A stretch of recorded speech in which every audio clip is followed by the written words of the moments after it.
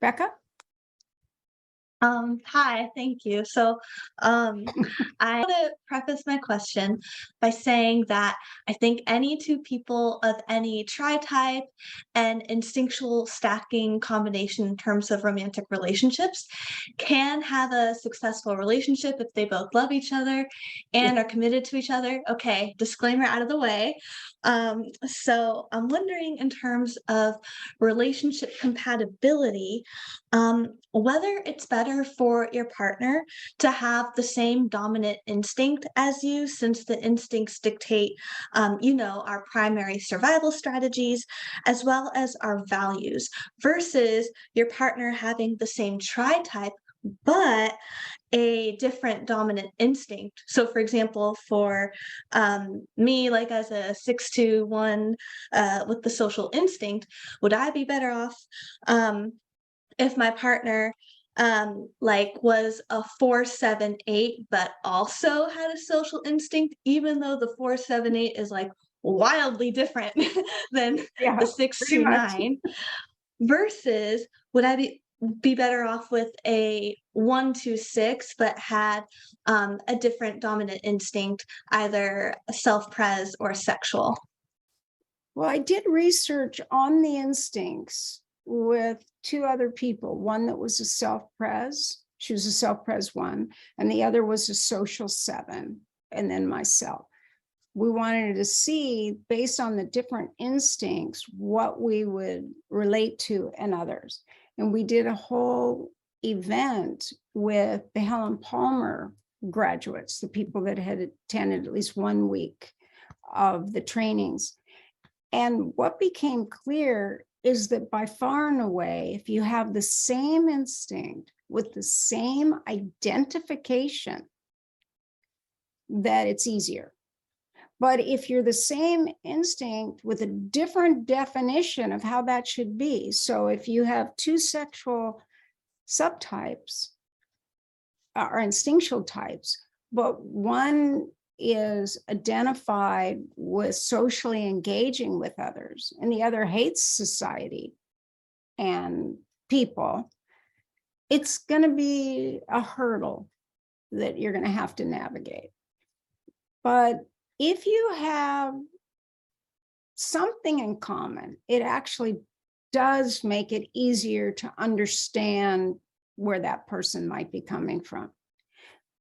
So I gave the example of Spencer and myself, both having 8, both having 4, and then both being sexual. Those are a lot of things that make it easier for us to understand one another without additional explanations. Having said that, we still need to understand our differences as to what's important.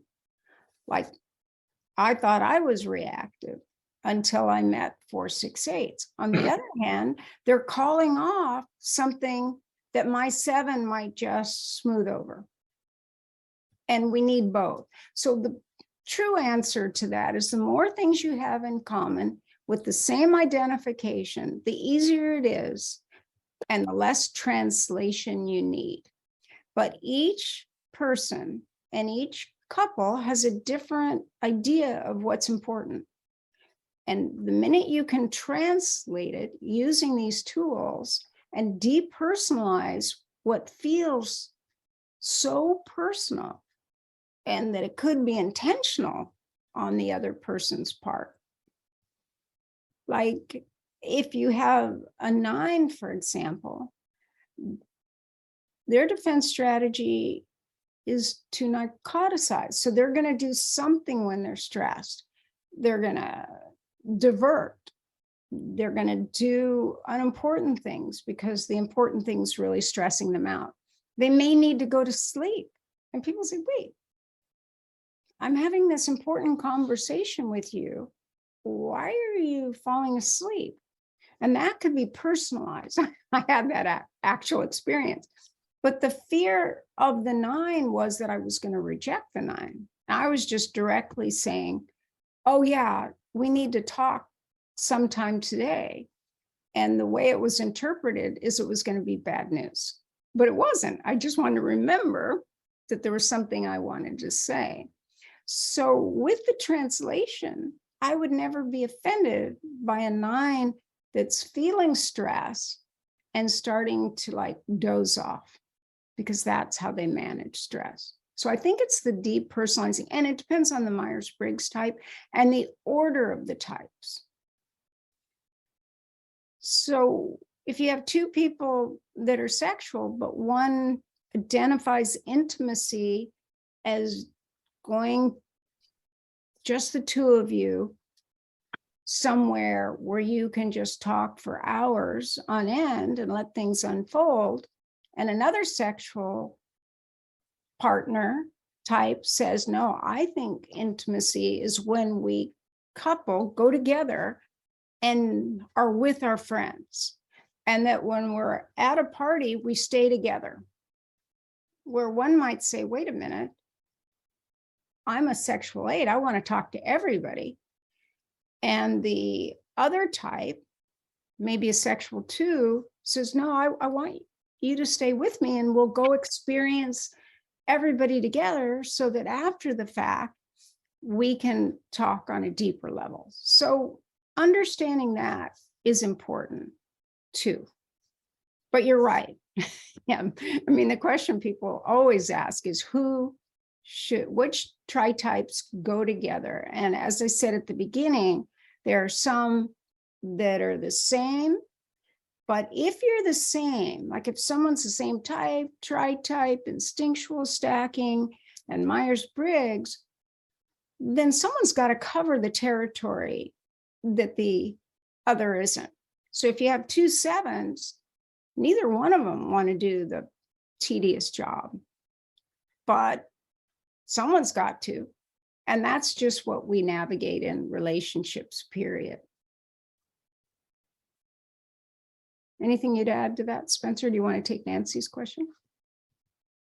I mean, yeah, I can add something really quick because I know we're short on time and I want to make sure we get as many people as we can. I would say as vague of an answer as this might come off, it depends what the individual person's seeking. Because if you have the same, they can kind of overstack, right?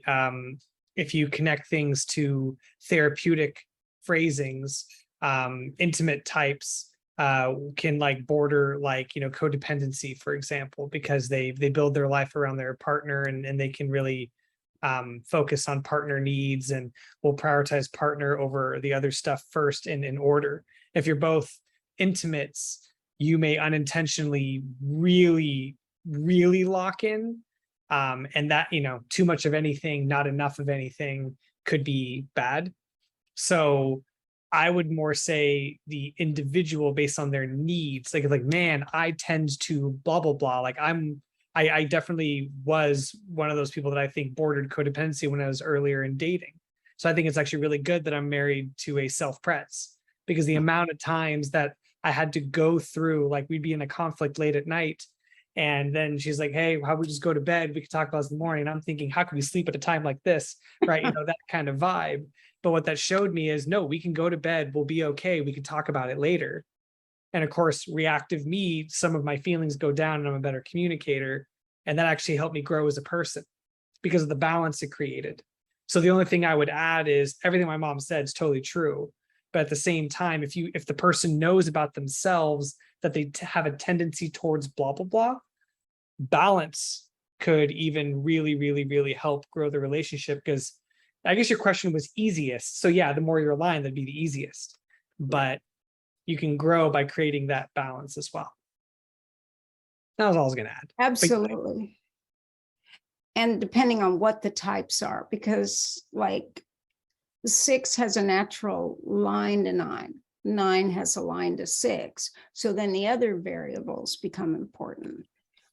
And everything's important. Commonality. What did you grow up with? What are you used to? What were your parents' types? I've shared many times that my dad said, hey, I've got 3 sons, but it's my daughter who gets the message.